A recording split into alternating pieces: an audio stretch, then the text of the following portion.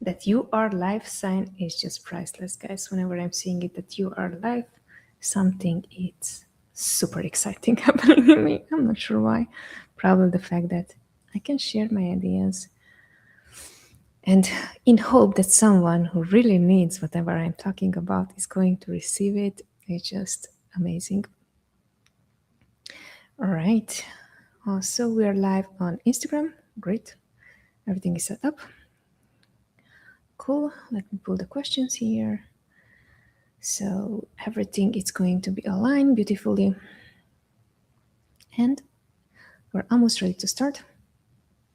I do have a fan in front of me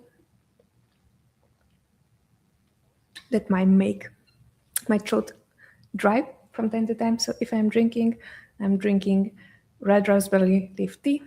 If you're pregnant, you know why I'm doing it. If not, it just has a similar taste to black tea. And I'm also adding some milk to it. So that's what it looks like.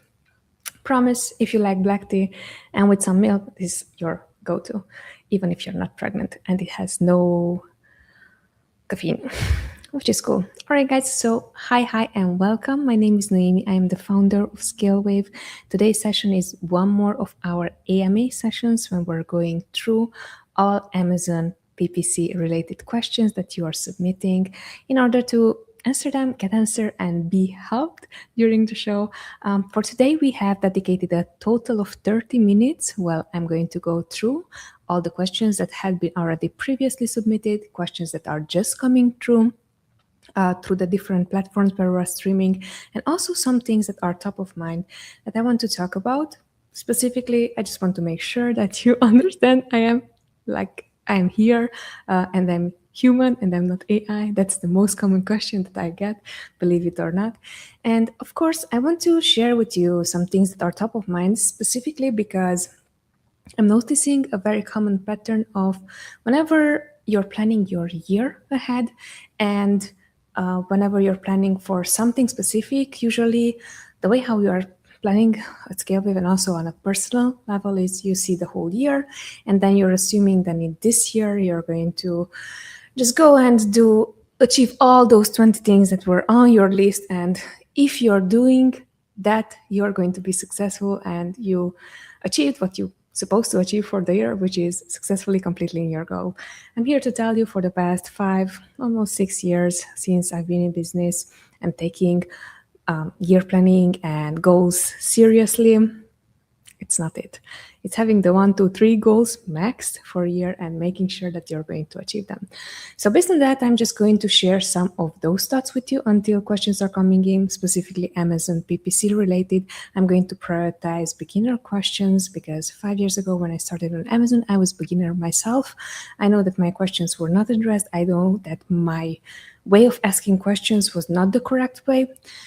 What I mean by that, I didn't know what to ask. I was asking super technical questions that made no sense just because they were taken out of context. So this is why we are first prioritizing beginner questions. If you have a more advanced question, feel free to drop it here in the comment section.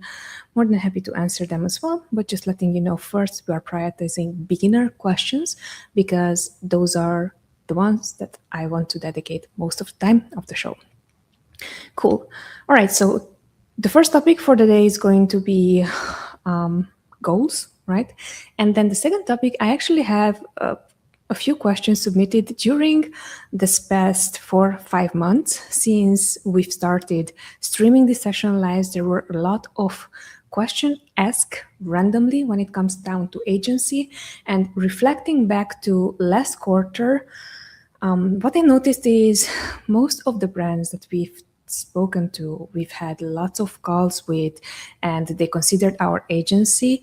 They missed asking these questions, and also we missed guiding them through asking the right questions.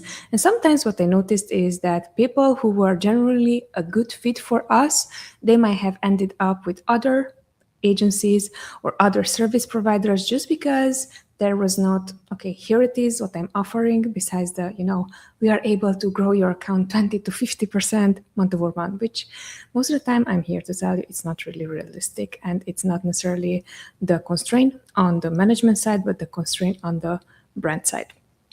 All right, let's delve into it since we're going to stay only for a half an hour.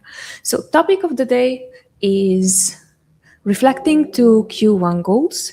And why this is important is because what I'm seeing is that it's good that at the beginning of the year, you're creating your own goals, you're creating your own plans, and you're creating all those things that are something that you want to achieve. However, now that I'm looking back, most of the time, what is happening is that we are so prone to, yes, let's do that, yes, let's achieve that, let's increase our business by 50%, let's move to a new apartment, let's create this additional business, let's hire 5 more teammates.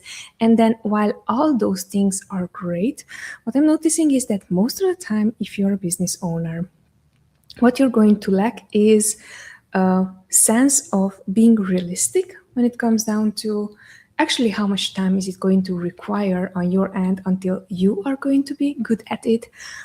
Someone on your team who you are supposed to either delegate, either train, are going to be good at it. And realistically, we are never counting for the times that things can go wrong. And why am I telling you that realistically is because it's real, right? So consider today's session. I'm more than happy to run these sessions on a weekly basis. Now, I always thought that just because I'm pregnant, I still can achieve everything, until a baby is stepping on my heart and says, no, no, stop. I am the one who's controlling your breathing, and you cannot talk this fast anymore, and you cannot talk why you want to anymore. So all those things, again, they might be new, but I should have considered them. And those are the small things that I'm talking about that are going to become blockers, even if you plan the best way, right? So these 3 things: how much time do you require to become good at a skill? How much time does someone on your team require to be good at the skill? And then third, what are the things that right now you're not seeing, not planning for, and then you're setting yourself up for, honestly, disappointment, because you assume that I have this quarter, I must get to whatever desired outcome it was there because I must. So I just want to be as realistic as possible with you. Sometimes, even if you're doing your best, things are not going to go your way, and that is completely fine, and you should be accounting for it. Because if you are not, what you're going to end up with, one, disappointment. So you're going to be disappointed either in yourself, either in your teammates, either in the things that are happening to you and you have to navigate through. But I think the most important thing is that if you're not realistic about what actually it's going to take and what you have to be okay with, you're always going to be frustrated, because you're going to highly likely scroll on social media, see how this other competitor of yours, they achieved whatever they wanted to achieve, or so they say on the social media. It's really important. This was top of mind. I wanted to share it with you because I am 100% sure I'm not the only one who's dealing with this right now. And I know that while I did my best in really everything what I've done, if you're a high performer, you just like, yes, Noemi, I got you. Even if you're doing your best in with everything what is given to you, things might still not go the way how you want it, and you have to be okay with that, and you have to count on that the next quarter when you're going to continue implementing your goals. All right, really hope that it was at least one person who has been helped by this idea and this topic, and feel free to share it also with your friends, especially if you see them that they are struggling and they're doing their best and still they're not where they want to be. Cool. All right, I'm going to go into the questions section, and right now, as I was saying, I'm going to prioritize first the questions that are agency related, because those are the things that I'm seeing biggest bottlenecks right now, both in the brands that we're managing, both in them not being able to find the correct help. And here, just quick caveat, I'm not saying that these are the things that you must be doing, and these are the things that we are doing, and these are the things that it makes us special, because at the end, you're a service provider. If you're not providing the correct service, no matter how special you are, the person is not obliged to stay with you. But these are the most important things that I'm seeing brands are missing even smaller to bigger brands. And I just want to make sure that these are being answered. Feel free to drop your questions here in the comment section below. We are streaming on LinkedIn, YouTube, and also Instagram. And I'm going to start right away, okay? So the first question is, how do I know whether an Amazon PPC agency is actually strategic or just pushing buttons? And why is this such a good question that you should be asking is because most of the time what I'm seeing and the things that failed always whenever we were managing accounts and whenever we were having a relationship with a brand, again, as their agency provider, service provider, was that expectations while they were on the agreement. So, for example, we managed on a specific paper sheet agreement that you actually have to sign and they actually have to sign, is that these are the services that we're providing. And those services are really the things that we're providing. Now, what was always expected on our end, and especially this is something that I'm noticing in smaller brands. By smaller brands, I mean brands that were doing under 100K per month, or even brands that were doing less than that, is that if they are going to hire you, they are considering that you're their strategic partner. But they want you to be their strategic partner for as cheap as possible. And that's where the disconnect comes in, right? Because if you are a strategic partner, then your price should go higher, because what you're helping with, besides the management side, you're also helping them see the future. And by seeing the future, I'm not talking about forecasting. I'm not talking about, yes, we can grow by 50% next month. What I'm talking about is helping you see especially obstacles that are going to be in your way and you're not seeing them just yet, just because you're not fully focused strategically on the advertising side for the account.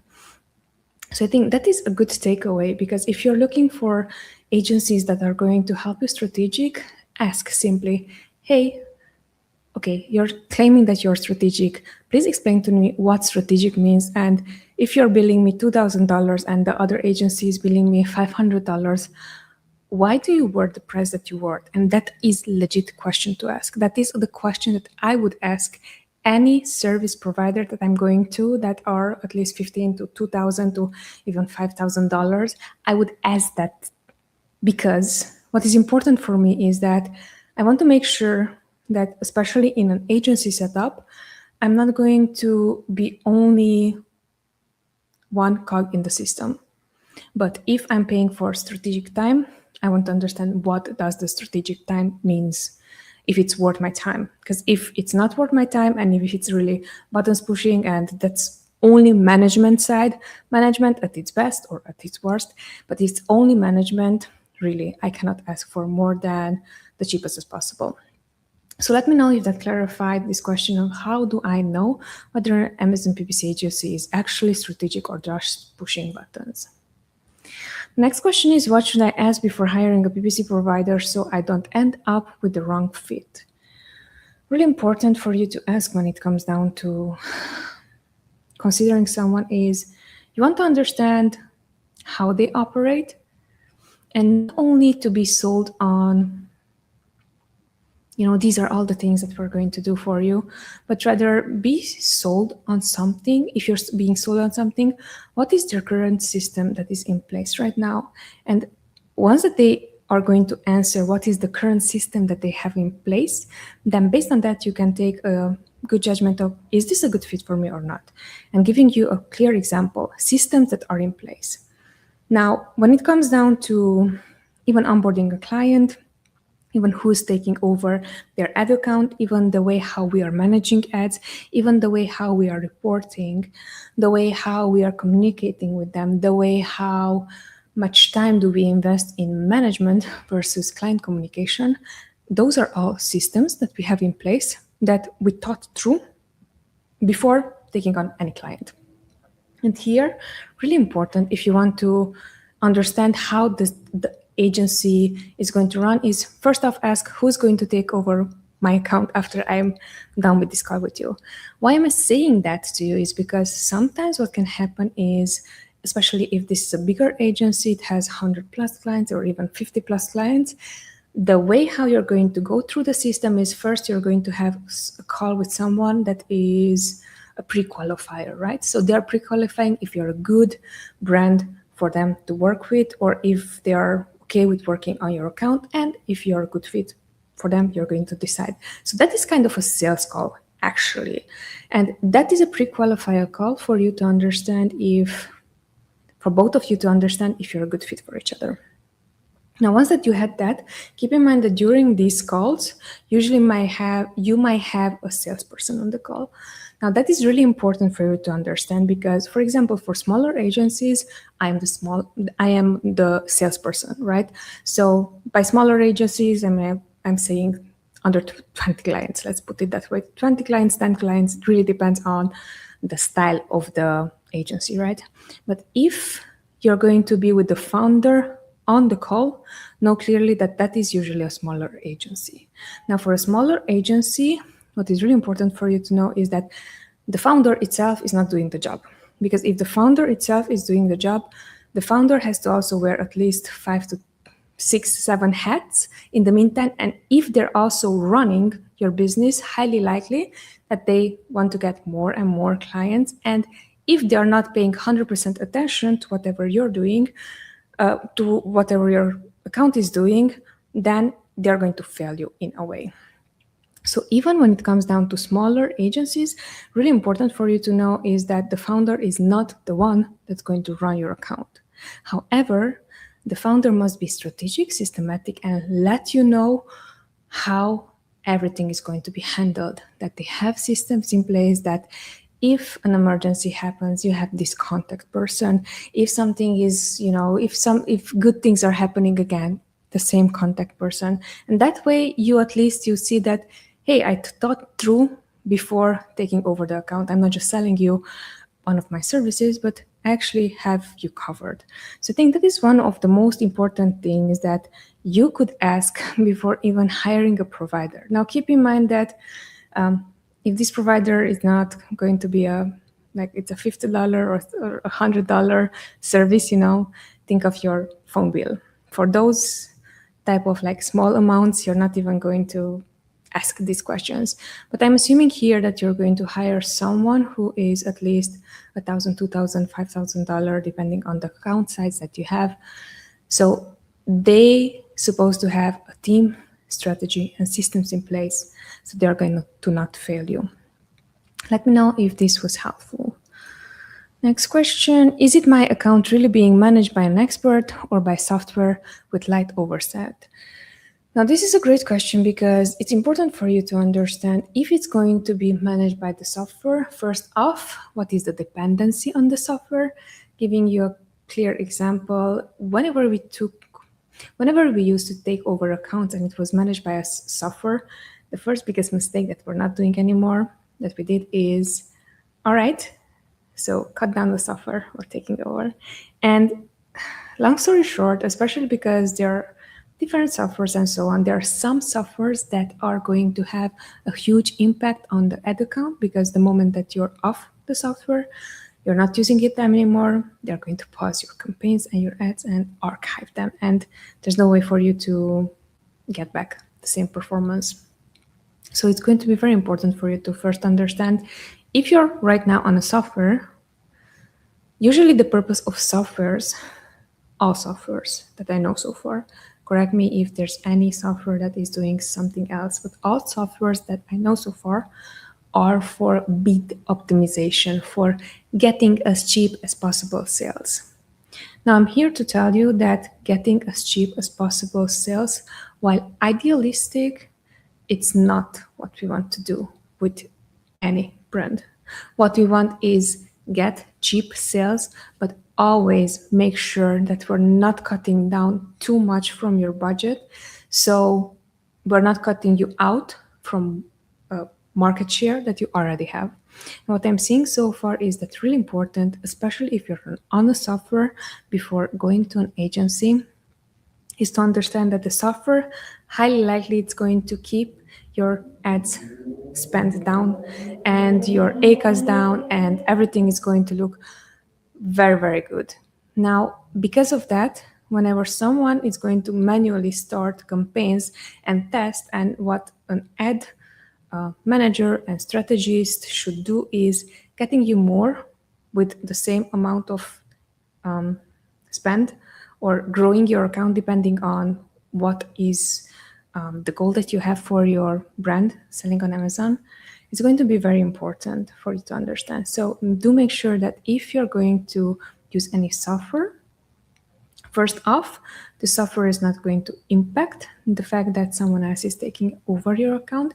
And then the second thing is really being the question is my account really being managed by an expert or a software?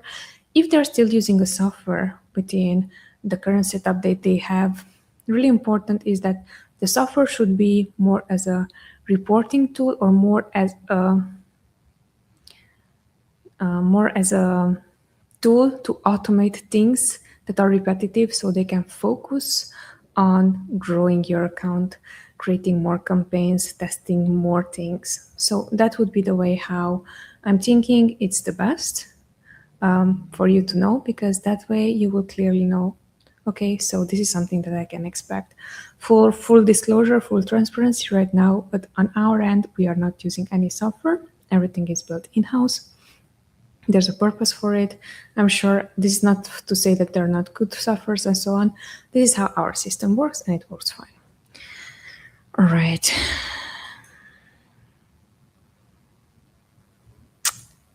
Next question, what is the difference between PPC management and PPC consulting, and why do brands confuse the two? Brilliant, brilliant question. I'm so happy to answer this one, because most of the time that is the thing. And most of the time, especially with smaller brands, this is the thing. Or even with bigger brands who are trying to squeeze as much as possible info from you without necessarily paying for it, this is the case. So allow me to show you the way how I'm seeing this based on previous experience. This is also one of the ways how we did lost a few clients, because they were assuming that we are managing their ads, and also we are consulting, and also we are going to, go above and beyond, and also within that small amount that we were charging them for the one specific task, which is account management, they can, just take everything. So really important takeaway, what I learned is, especially smaller brands, they want to squeeze out as much information of you as possible. And especially if you are the founder and the brand knows that, hey, you're running the company, they're going to assume that they're going to have always your time. And I'm here to tell you that if they are going to have always your time, that means that you are a consultant. You are not an agency owner, founder. You're not running an agency. You become a consultant simply. And this is really important for you to understand, because brand management is one aspect. Brand management itself it already can take up between, depending on the client size, the marketplaces that we are handling and so on.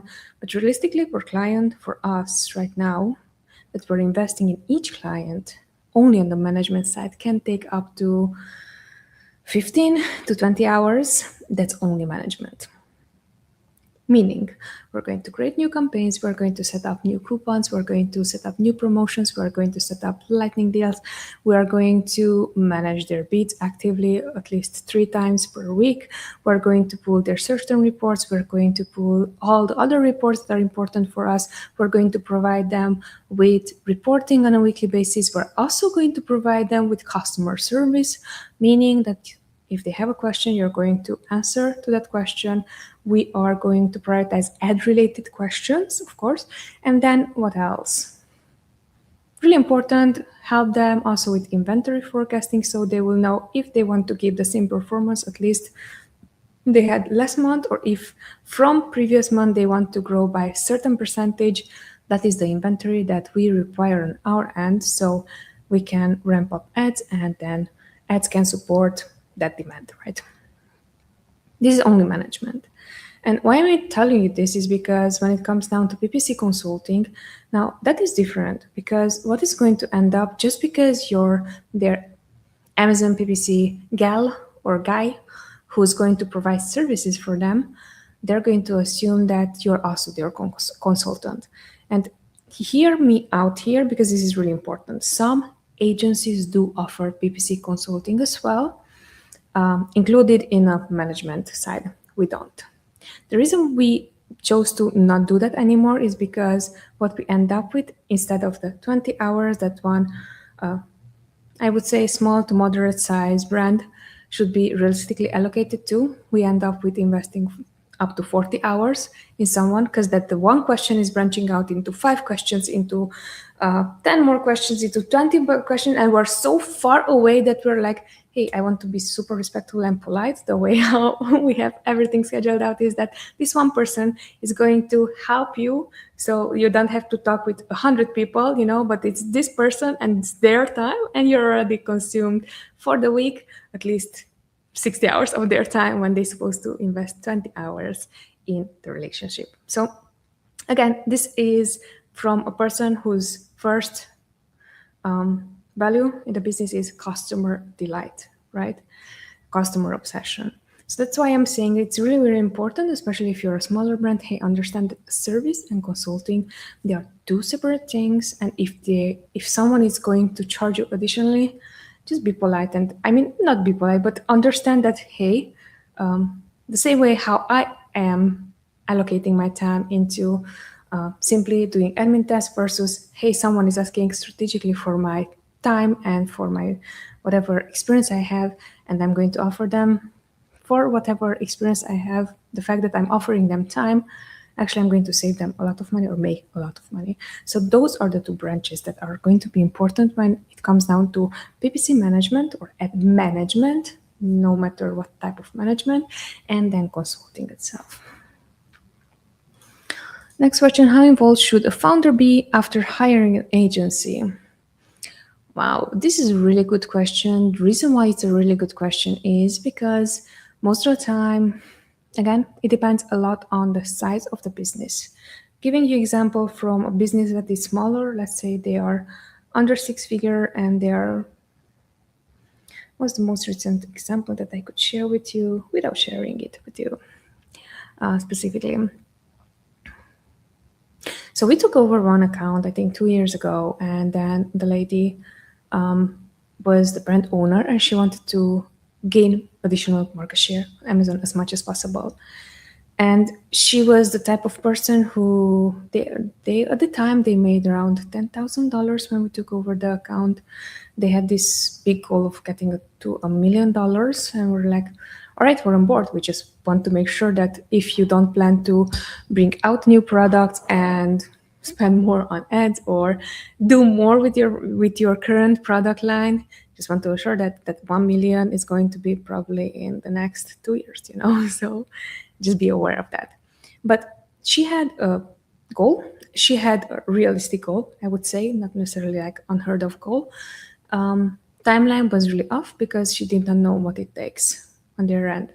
And then what we aim to do with this brand is helping them strategically grow the account month by month. So by month 4, I think, yes, by month 4, we already 4x'd their account. So we brought them to $40,000 already. And that considering that we had a lot of inventory restraints because she was like afraid it was a consumable product. So she was super afraid of sending in inventory just because it can be, if it doesn't work, then she is at the loss, basically, right? But this is really with any brands, even if you are not a consumable. At some time, you either are going to pay in old inventory, like aged inventory fees, or either your product is going to expire. So there's a risk on that. Now, this is really important because she was a hands-on founder. She wanted to be involved in everything. She wanted to learn PPC. She wanted to learn how to create her listing. She wanted to learn all those things besides running her business, not only on Amazon, but also on other marketplaces. Why is this crucial? Is because I'm seeing it, especially at the size of the business, whenever you're starting out something, you might want to just manage everything. And what I'm also noticing is with brands that are bigger, like giving you an example, one of the best brands that we loved working with, they are around They started with us on different marketplace in Canada, and now we are also on the US. They're around 5 million, something like that per year, 4 million per year right now on both marketplaces. And we started with them when they were small, like they were making 40,000 per month on the main US marketplace. However, they had an operator. It was not founder led. What I notice whenever you have an operator, while they are going to still take the risk and they are going to manage everything to their best abilities, when it's not founder led but it's led by an operator, they're going to think like an operator. Their sole role, sole position is to make this work on the platform where I'm hired to make it work, and then give my best to everyone on different teams that are helping me with my goal.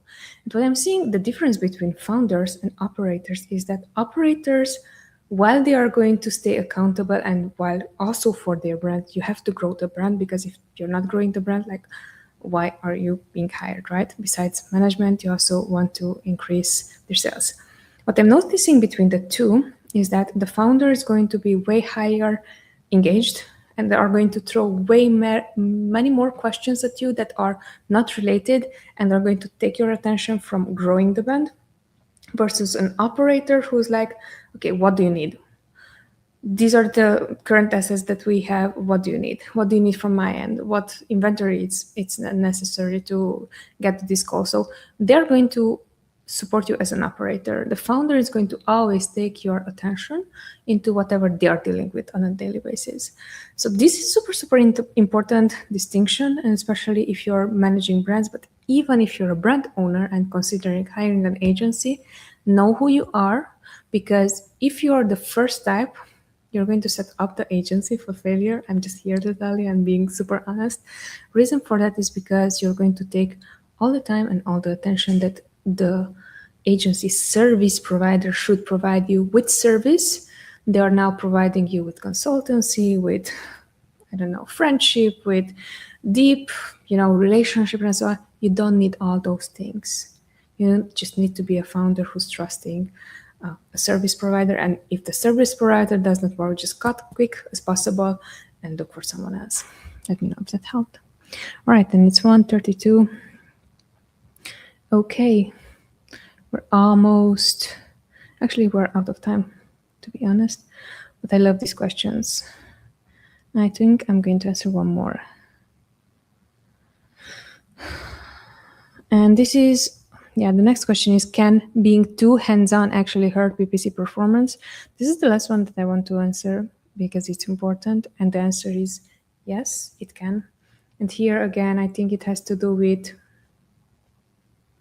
think of it this way. If you're hiring someone to manage something for you, you should set them up for success. You should give them access for everything that they're asking you to have access to, so they can do their daily, weekly, monthly optimizations and so on. But what I'm noticing very often is that, especially if you're the first type, the founder, everything is a shiny object, and they're throwing the person who's trying to, hey, first off, my first priority that you hired me for is to manage well whatever I'm given to. And then if I also have the time and ability, and if it's within scope, to help you on other sides, what's going to end up with, if you're way too hands-on with managing someone, you just created yourself a job to manage someone who does not need to be managed. And then second, especially if you hire someone who is claiming they are strategic, you're there to always question whatever they are doing, and honestly not going to give them the opportunity to do their best. Because trust me, within the first 2 months even, you're going to see if someone actually cares about you, cares about your account or not. So I'm saying that really, when it comes down to being too hands-on, actually can hurt your performance, because you're taking someone else's attention to manage and improve and grow into shiny objects where you're stuck. Last question I'm going to answer. Why do some agency relationships fail even when the agency is technically doing the work? It's a great question.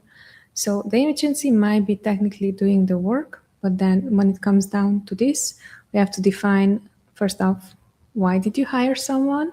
And then second, do they achieve the results that you were hoping for? And then third, do they have realistically data and answers to why they are not achieving what they are achieving? Because you can be good at something. Giving you a specific example, we took on a brand that 2 years ago their sales were 40,000, 50,000 per month. And then when they came to us, their sales were around 20,000.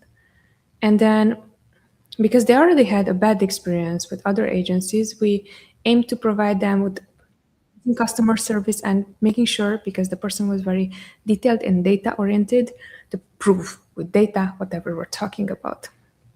Now, what happened is that this brand mostly their sales for 2 years ago, when they performed well, were coming from keywords that they did not anymore rank for, that they did not anymore had any competitive advantage against. By competitive advantage, I'm saying cheaper brands came in that have better creatives, that they were doing promos, coupons, and so on. But especially the creatives were really, even the main image did not resonate, right? And 2 years ago, maybe they were good with whatever they had. But now, after 2 years, the brand was not competing advantage. They did not have any competitive advantage over the competitors that came in. Why is that important is because, for example, this was a clear example where I saw that no matter how good technically we set up the account, no matter how much cleaning we done for the account, no matter how detailed we were when it comes down to the data that we're providing, no matter how many pickful out of pocket, tests we ran.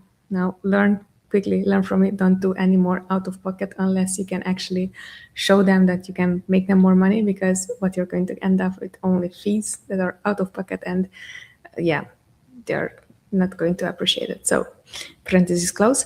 So no matter how much data we provided them in order to prove that, hey, this is what I'm seeing, the founder always was like, no, I know better. It's like, okay, if you know better and if you don't believe the data, what can I do? So technically there we were doing the work, we were offering high quality service, we were doing everything that we can do, and we went over and beyond of whatever a service provider, because they hired us as service providers, can do. Yet if the person is not happy with whatever you're going to provide them, no matter how much of it you're going to provide, even if it's the highest quality, and honestly, other brands we were charging twice the price, and they were like, yes, just do your thing, because I see your point, this first brand that I was talking about, they never appreciated that. So that's why I'm saying it's really important that not only technically someone is doing the work, but do you believe whatever they're presenting you as, hey, this is actual data, it's not BS that we're throwing your way. Okay, guys, thank you so much for all the questions so far. We are arriving at 38 minutes. There are 3 more questions that are really, really good, and I would love to answer them, though. I feel kind of okay. Initially, I aimed for 30 minutes for today, because last time when I was here, just like really, baby was pushing on my heart and I couldn't breathe. Actually, I'm doing fine this time. So let's see, out of those 3 questions that are still here, how many can I answer? Next question, is negotiating agency fees actually a bad sign for long-term relationship?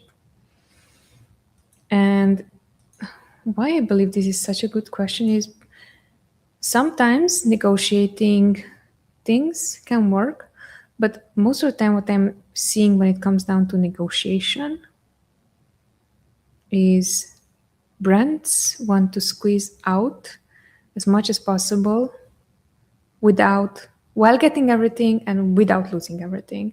And something interesting that I learned from Alex Hormozi while watching his content, he was saying that Look, I was not open to negotiations beforehand, but once that I said, okay, this person wants to negotiate, I would negotiate on my pricing. I was like, all right, let's negotiate. This is what I'm offering right now. Which of these things you don't need? And it's very interesting because when it comes down to negotiating on pricing, usually brands are going to say that they don't need, I don't know, things that they don't know the value of. So they are going to take off things that are actually important for their account. Even a freaking inventory forecasting for the next month, it's keeping their business alive. Um, they're going to just take off things that they are considering that it's not working for them.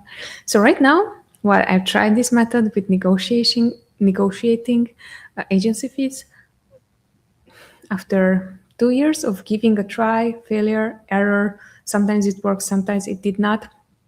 What I noticed is that, especially if there's no reason for you to not prove that you're already good at whatever you're doing, what is going to end up with if you put someone's if you put in someone's mindset that you're okay with negotiation and you're just eliminating percentage of price while offering all the value, that is going to be the mindset that you put them on also in the future.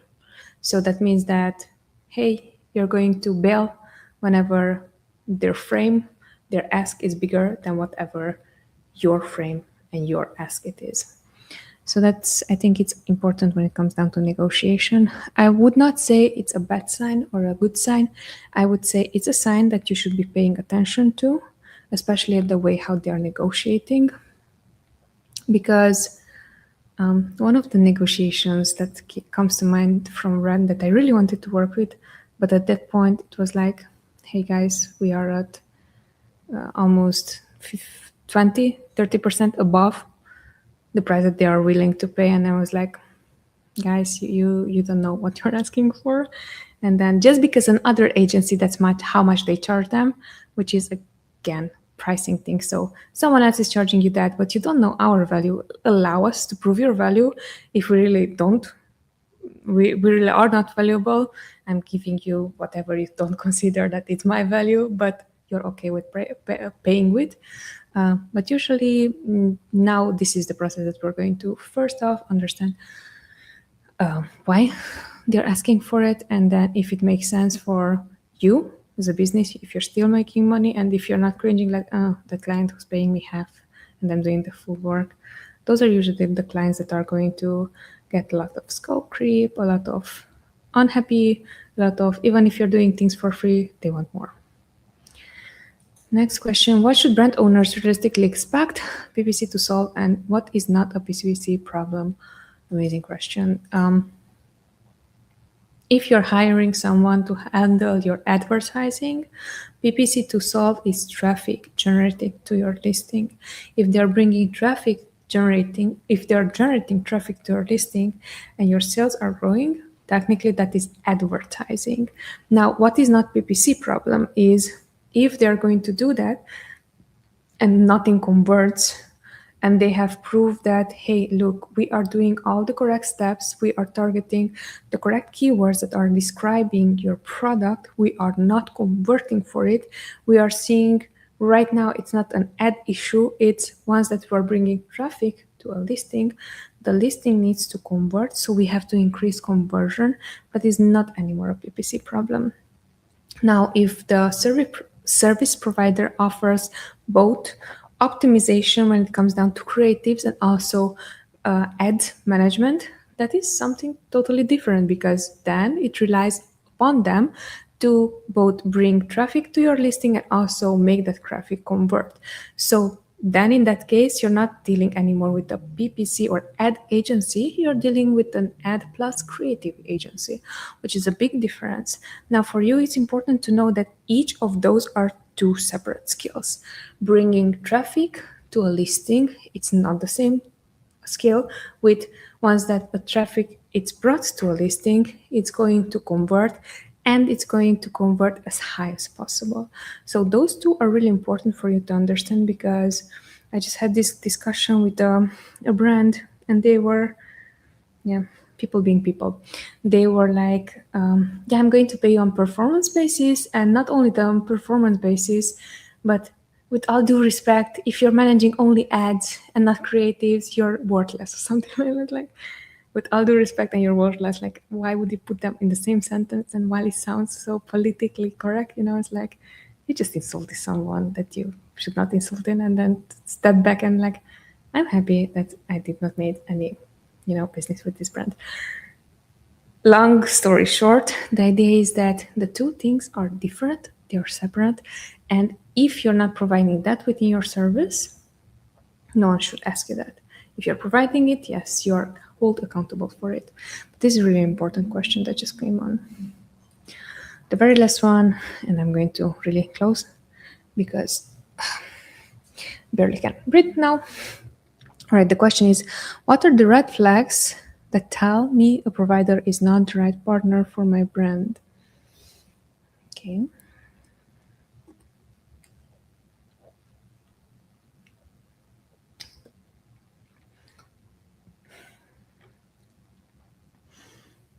This is a really good question because most of the time people are not asking this. And it can be so many things that might seem like they are red flags when they are not. So I'm aiming to be mindful in responding this question. The red flags that tell me a provider is not the right partner for my brand.